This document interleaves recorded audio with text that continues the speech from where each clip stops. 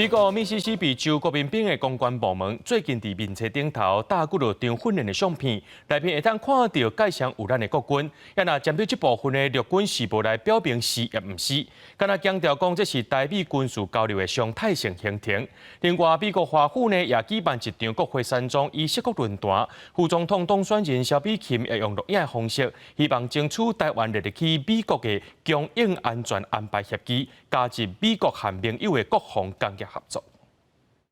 相片内底官兵头壳挂白菜头盔，以拍嚟准备射击的姿势，手举枪，那像是国军现役的 T91步枪。美国密西西比州国民兵的公关部门最近伫人面册卖奖夜打几张相片，那像出现国军官兵做伙演训。陆军回应讲，台美军事交流是常态性早就确定的行程，不过卖奖夜确实已经把大问提落来。学者分析，国军欠缺实战经验，应该是特战单位去美国受训。把它安插在美国某个单位底下，美国的一些建制单位底下，然后这些建制单位一旦去轮调去参加多边演习的时候，其实往往就会把我方的受训人员带上，单独执行对中共这个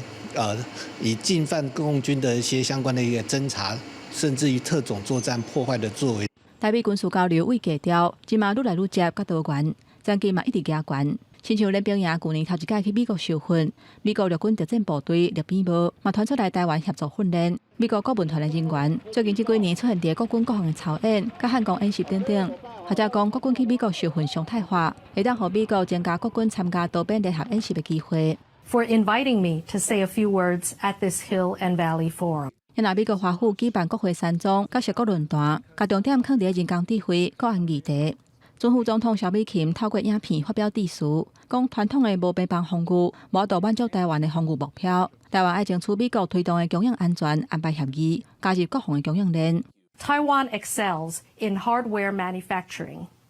combining U.S. innovation and strengths in security-related software, design, systems integration, and AI with Taiwan's ecosystem of materials, machine tools, integrated chips, and an agile workforce. Together, we can manufacture nearly anything as efficiently and reliably as anyone in the world. 萧美琴表示，台湾美国为罗西亚乌克兰战争学到经验，不过罗西亚甲中国嘛正在快速调整，台湾甲美国爱找出领先的方法。因为台湾的目标是爱有真强的核武力，避免冲突发生。记者综合报道。